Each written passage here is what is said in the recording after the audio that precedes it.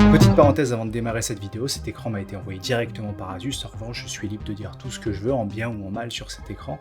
Et en aucun cas, Asus m'influence sur ma manière de vous parler de ce produit. Je vous propose qu'on s'y mette.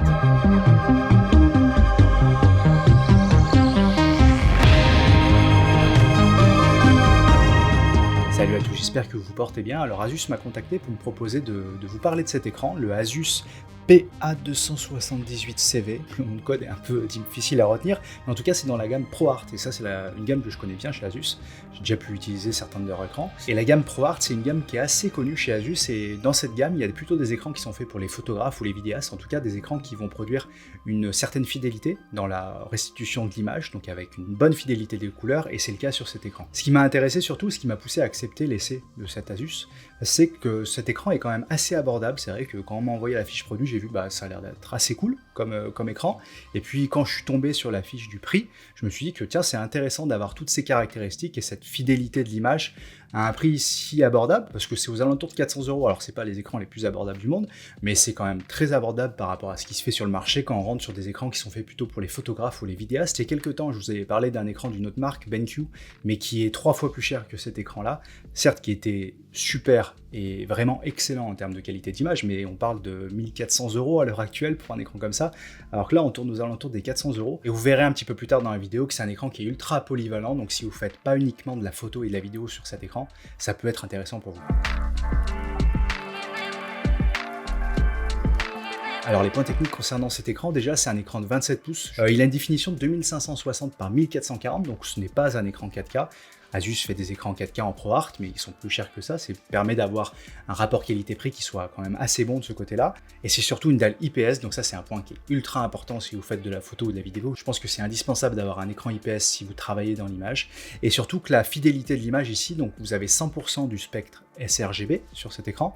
La fidélité est très bonne parce que l'écran est pré-calibré d'usine. Il y a une calibration Kalman qui est appliquée sur l'écran, donc comme ça vous recevez un écran qui est directement calibré d'usine. Donc ça je trouve que c'est un super point, sachant qu'il est conseillé de temps en temps de recalibrer son écran. Au bout de 6 mois vous recalibrez votre écran parce que ça peut bouger un petit peu, l'intensité des couleurs, etc. Donc c'est conseillé de le faire assez régulièrement, mais c'est déjà un super bon point d'avoir un écran qui soit pré-calibré d'usine. Pour ce qui est des autres espaces colorimétriques, notamment le Adobe RVB, j'en avais parlé dans la vidéo du BenQ, cet écran est aux alentours 75% en Adobe RVB, donc c'est pas son plus gros point fort là-dessus. Mais bon, on est sur un très bon rapport qualité-prix, donc faut pas s'attendre à beaucoup mieux de ce côté-là. Sachant que c'est à vous de voir si les espaces colorimétriques étendus, ça vous intéresse ou pas. Si vous faites juste de la photo pour Internet ou de la vidéo pour Internet, ça peut être suffisant d'avoir un écran qui est 100% du sRGB avec une très bonne calibration et une très bonne fidélité. En revanche, si vous imprimez beaucoup de photos, là c'est conseillé d'avoir un écran qui soit un peu plus performant sur l'Adobe RVB, même si vous pouvez vous en sortir avec ça, mais voilà, si votre métier fait que vous imprimez beaucoup, je vous conseille peut-être de partir sur un écran plus haut de gamme que celui-ci. Pour ce qui est du pied qui est livré avec l'écran, il y a vraiment tous les réglages dont on a besoin. On peut orienter l'écran sur la gauche ou sur la droite, on peut le monter et le descendre avec une très bonne amplitude, on peut incliner l'écran, et puis il y a également la possibilité de mettre l'écran en vertical, donc selon votre travail ça peut être assez intéressant. Concernant la connectique qui est disponible sur cet écran, il y a tout ce qu'il vous faut, hein. Il y a du DisplayPort, il y a de l'HDMI, il y a aussi du USB-C, donc si vous voulez brancher votre Mac, afficher votre contenu sur l'écran et aussi recharger votre Mac en même temps, c'est tout à fait possible parce que ce port USB-C a la fonction Power Delivery, donc ce qui recharge votre ordinateur aussi en même temps. Et enfin pour ce qui est du menu utilisateur, il est facile à prendre en main, il y a des presets qui vous permettent d'avoir différents modes d'écran, différents modes d'affichage qui arrivent livrés comme ça, donc honnêtement c'est très facile à prendre en main, donc ça c'est aussi un bon point. Et pour ce qui est du design général de l'écran, c'est très sobre, les bords sont assez fins, ça s'intègre parfaitement à n'importe quel bureau.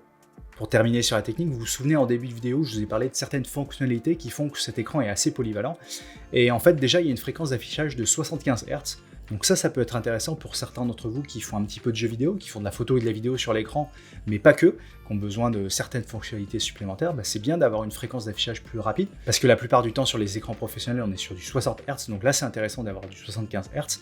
Il y a également un très bon temps de réponse qui est de 5 millisecondes, donc ça peut être intéressant pour certains d'entre vous. Il y a également la fonctionnalité Adaptive Sync qui permet d'avoir une fréquence d'affichage qui soit variable, donc ça permet d'avoir plus de fluidité dans vos jeux vidéo, donc ça pour certains d'entre vous qui font pas uniquement de la photo ou de la vidéo sur leur écran, ça peut être assez intéressant.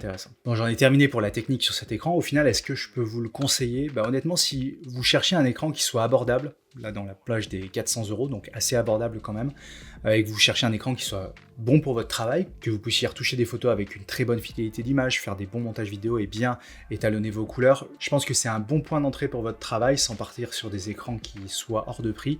Et honnêtement, moi je l'utilise maintenant depuis quelques semaines.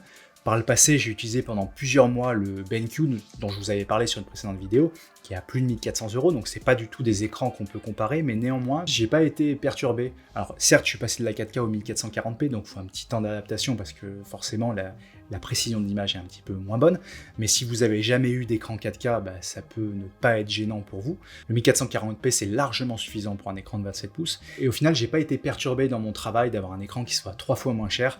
Il n'y a pas un monde d'écart, c'est juste que le BenQ a des fonctionnalités particulières pour certaines personnes qui peuvent être intéressantes. En revanche, pour la plupart des gens qui font de la retouche photo et du montage vidéo, ça fonctionne très bien, vous avez tout ce qu'il vous faut sur cet écran.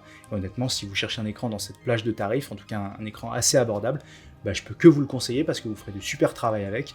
Et puis en plus, il y a ces 2-3 petites fonctionnalités dont je vous parlais tout à l'heure qui font que pour ceux qui font de la photo ou de l'image et pas que, ça peut être assez intéressant. Voilà, j'en ai terminé pour cette vidéo. Si vous avez la moindre question, n'hésitez pas à me la poser dans les commentaires et je vous dis à très bientôt pour une prochaine vidéo. Salut!